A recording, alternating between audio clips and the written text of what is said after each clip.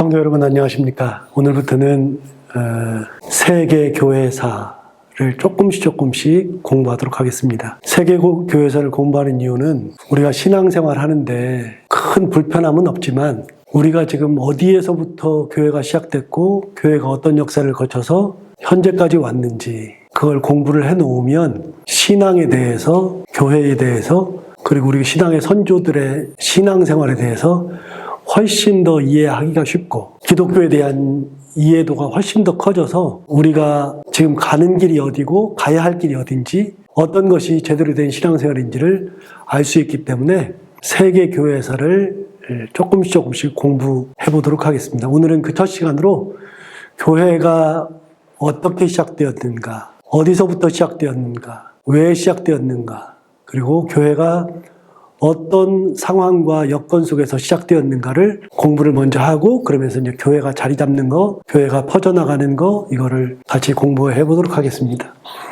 성경에서는 사도행전을 보면 교회가 퍼져나가는 것을 알 수 있습니다. 그런데 이제 사도행전에 보면 그냥 말씀에 의해서 퍼져나가는 것만 되어 있지 당대 사회가 어떻게 구성되어 있었고 그때 어떤 일이 있었고 당시 사회의 여건이 어땠고 예수 믿는다는 것이 무엇이었고 등등이 빠져 있고 대부분의 목회자들이 이제 설교할 때 그걸 잠시 언급하니까 우리도 단편적인 지식만 가지고 있어서 종합적 이해가 안 됩니다. 그래서 오늘부터는 교회사에서 가르치고 있는 교회의 시작, 어디에 자리 잡았고 어떻게 교회가 시작되었고 어떻게 교회가 퍼져나갔고 처음에 교회가 자리 잡을 때 어떤 일들이 있었는지를 조금씩 공부해 보도록 하겠습니다. 오늘은 첫 번째 교회의 시작을 이제 한번 볼까요?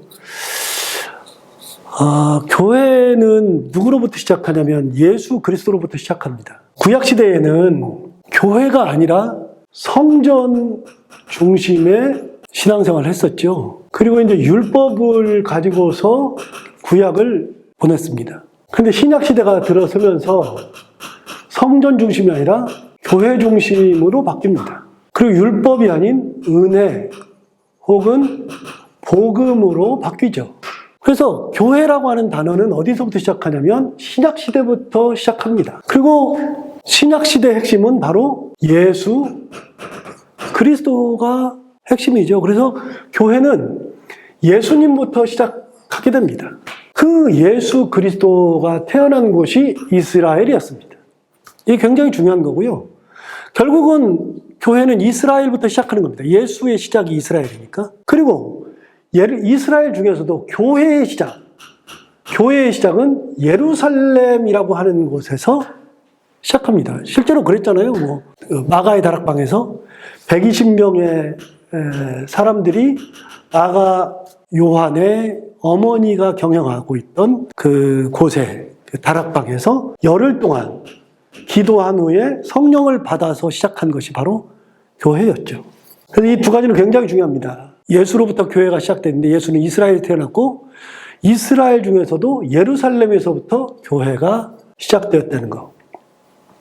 자, 그러면 이스라엘의 역사를 조금 교회를 알기 위해서 이스라엘의 역사를 먼저 개관을 하고 그리고서 교회의 시작을 보도록 하겠습니다. 첫 번째, 이스라엘의 시작은 우리가 알다시피 아브라함부터 시작하죠. 근데 아브라함부터 시작하는데 아브라함은 원래 가나안 사람이 아니고 갈대아 우르 지방에서 태어난 사람입니다. 우리 다 알고 있는 내용을 지금 반복하는 겁니다. 두 번째, 아브라함이 하란으로 이동하여 살다가 75세에 가나안 땅으로 내려와서 정착하게 되었습니다. 자, 여기가 지금 이스라엘은 여기가 이제 이스라엘입니다.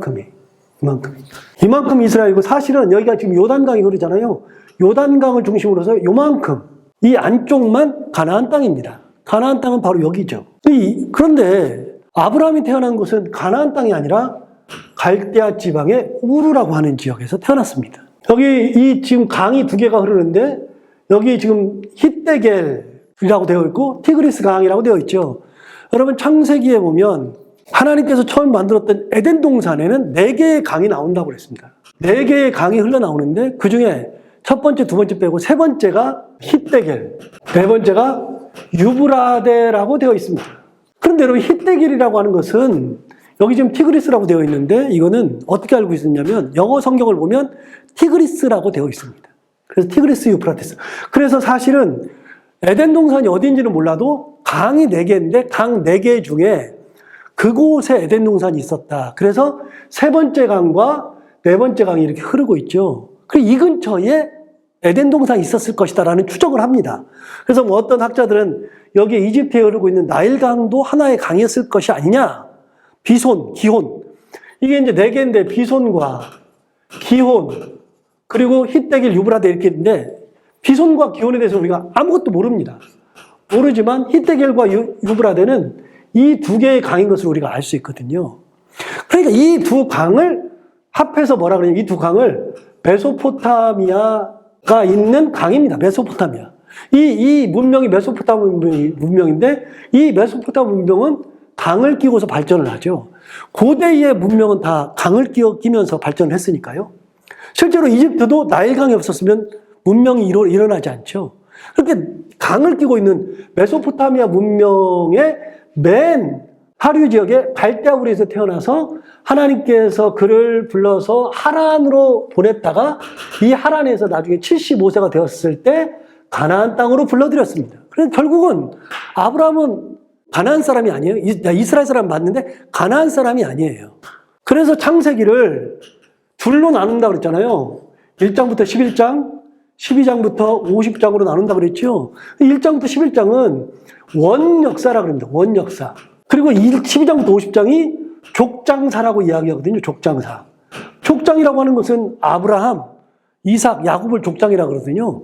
이 족장사에 들어서면서 드디어 이스라엘의 역사가 시작되는 겁니다. 이스라엘 역사는 12장부터 50장이고요. 이 1장부터 11장은 원역사이기 때문에 이스라엘 역사가 아닙니다.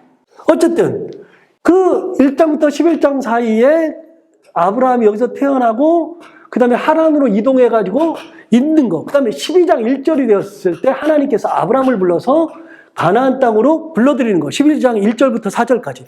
여러분 그게 아브라함의 소명장이라고 그랬잖아요. 하나님께서 아브라함에게 나타나 이르시되 너는 너의 고향과 친척과 아버지의 집을 떠나 내가 내게 보여줄 땅으로 가라. 이게 이제 이동의 시작이니까요. 그렇게 해서 이동해가지고서 여기 가나안 땅에 자리를 잡죠. 이게 아브라함의 출발점이었습니다. 그리고 나서 아브라함이 가나안 땅에 살다가 살고는 있었지만 가나안에서 민족을 이루지 못합니다. 여러분 아브라함이 하나님께서 아브라함을 부르셨을 때 2가지를 약속하시거든요. 뭘 약속하세요? 첫 번째는 민족을 이루게 해주겠다. 두 번째는 땅을 너에게 주겠다. 이 2가지 약속을 하셨거든요. 민족을 이루게 한다는 것은 큰 민족을 이룬다. 하늘의 별과 같이 큰 민족을 이루게 하신다. 민족을 이룬다 그랬는데 아브라함 혼자 무슨 민족을 이루어요? 그게 불가능하죠. 그 다음에 땅을 준다 그랬는데 이 땅이라고 하는 것은 바로 가나안 땅을 의미하는 겁니다. 가나안 땅을 준다 그랬지만 아니 한 명이 어떻게 가나안 땅을 정복해요? 불가능하죠. 그래서 민족을 이루지는 못합니다. 하나님께서 약속을 했고 이 땅도 하나님께서 땅도 주시겠다 그랬지만 땅도 받지 못합니다. 둘 다. 그러고 나서 아브라함이 드디어 이제 이동을 하죠. 이스라엘 민족이라고 하는 것은 이집트에서 탄생하게 되는 겁니다. 요셉 시대 아버지 야곱을 비롯한 70명이 내려가잖아요. 우리 이제 성경에 있는 거 다 아는 대로 그냥 쓱쓱 넘어가는 겁니다. 거기서 430년을 거하면서 장정만 60만 명, 실제로 남자들만 전쟁하는 사람만 세었으니까 남녀를 다 통틀으면 200만 정도 되었을 거라고 추측을 합니다. 민족으로 성장한 이스라엘은 출애굽 후에 가나안에 드디어 이제 정착을 합니다. 아까 뭐라고 말씀드렸냐면 하나님께서 아브라함을 부르실 때 이게 바로 창세기 12장 1절부터 4절까지 아브라함의 소명장인데 이때 2가지를 약속하셨다고 그랬잖아요. 첫 번째, 민족을 이루게 해주겠다.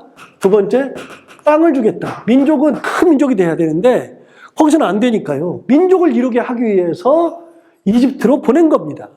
가나안 땅에서는 민족을 만들 수 없어요. 그러니까 430년 동안 거기서 거주하게 하면서 여기서 종살이를 하죠. 종살이를 하면서 여기서 큰 민족을 이루게 되고 두 번째, 땅을 주겠다고 하는 것도 거기서는 안 되니까 결국은 이집트로 보냈지만 하나님께서 주시고자 하신 땅은 가나안 땅이었으니까요.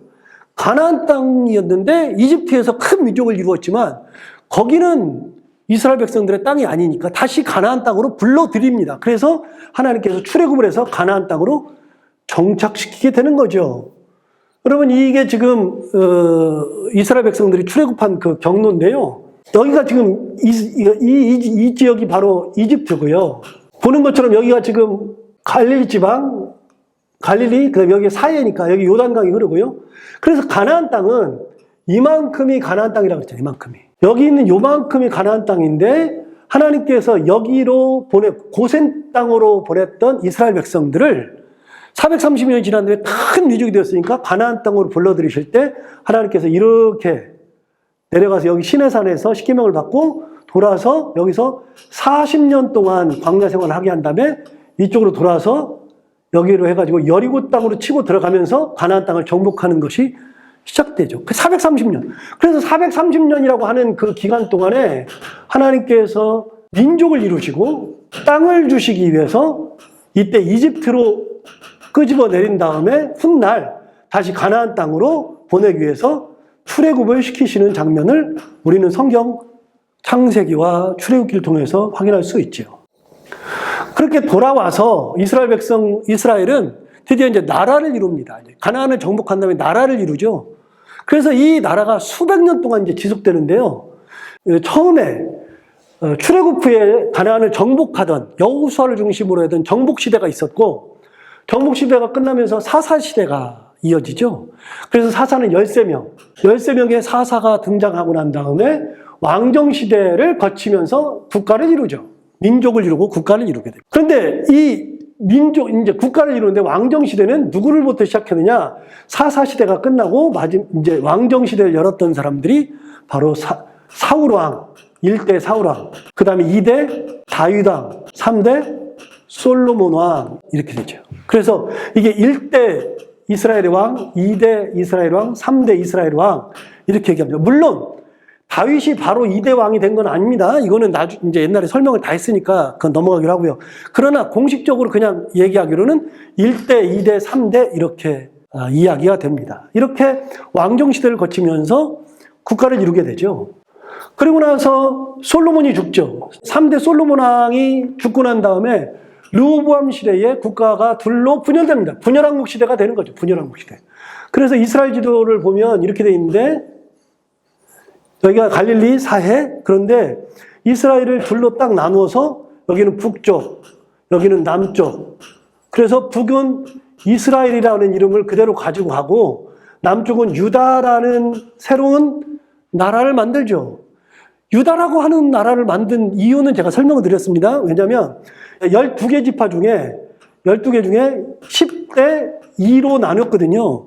10은 이쪽으로 가고 둘은 이쪽으로 갔는데 두 지파는, 이 두 지파가 누구냐? 유다하고 베냐민이거든요. 그래서 유다와 베냐민 지파가 둘이서 합해져서 만든 곳인데, 베냐민은 요만하고요, 유다는 이만했거든요. 그러니까 그냥 유다라고 이름을 지어서 남쪽은 유다 나라가 되고 북쪽은 원래 쓰던 이스라엘이라는 이름을 가지고서 분열 왕국이 됩니다. 그렇게 분열 왕국이 되었을 때 굉장히 중요한 얘기가 이제 두 가지가 있는데요. 그럼 분열왕국이 되어서 북쪽의 이스라엘, 남쪽의 유다로 자리 잡았는데, 북쪽에 있었던 이스라엘, 이제 여로보암으로부터 시작되죠. 그 다음에 남쪽에 자리 잡은 유다, 여기는 르호보암으로부터 시작되죠. 아까 이제 그 그림을 그렸던 것처럼 여기서 이제 북쪽과 남쪽으로 나눴을 때, 여기는 여로보암이 첫 번째 왕, 여기는 르호보암이 첫 번째 왕이죠. 그래서 이 둘이 나눠졌는데, 이 둘이 나눠졌을 때에 북쪽의 이스라엘은 BC 722년에 망합니다. 아수르에 의해서 망합니다. 그 다음에 남쪽 유다는 BC 586년에 바벨론에 의해서 멸망하게 되죠. 여러분, 연대기를 보면 영년이 있죠. 영년. 그래서 여기는 기원 전이고 여기는 기원 후가 되는데, 이 영년이라고 하는 기준이 누구냐면 바로 예수 그리스도거든요. 예수님이 오셨을 때가 영년이고, 그 다음부터 우리가 1년, 2년, 3년, 4년 이렇게 해서 쭉 흘러가지고 2022년이 됐는데, 기원 전은 어떻게 세느냐? 거꾸로 세는 겁니다. 여기서부터 세고 내려오는 게 아니라 거꾸로 BC 1년, BC 10년, BC 100년, BC 1000년 이렇게 거꾸로 가거든요. 그러니까 여러분 722년에 멸망했다는 것은 이쯤에 멸망한 겁니다. 이쯤에. 여기 예수님 오시기 전 요만큼 전에 멸망했다는 것이고 BC 586년이면 요쯤에 멸망했다는 겁니다. 요쯤에 이렇게. 그러니까 사울왕이 왕정국가를 열었을 때 이렇게 여기에 자리 잡았다 그러면 여기서부터 온 다음에 북쪽은 이때 멸망하고 짧은 기간에 있다가 멸망하고 남쪽은 이때 멸망하니까 좀 더 길게 가죠. 남쪽 유다가 160년 정도를 더 갑니다. 약 160년. 그러니까 남쪽이 좀 더 길게 가다가 멸망을 하거든요. 그런데 그럼 멸망했을 때 BC 722년, BC 586년에 멸망해서 공식적으로 이스라엘은 멸망합니다. 끝났습니다. 이스라엘은 더 이상 없습니다. 이스라엘은 북쪽 바벨론에 멸망당하면서 모든 것이 다 끝났습니다. 그때가 586년이죠. 자, 그러면 다음 시간에는 그 다음에 대해서 조금 더 알아보도록 하겠습니다.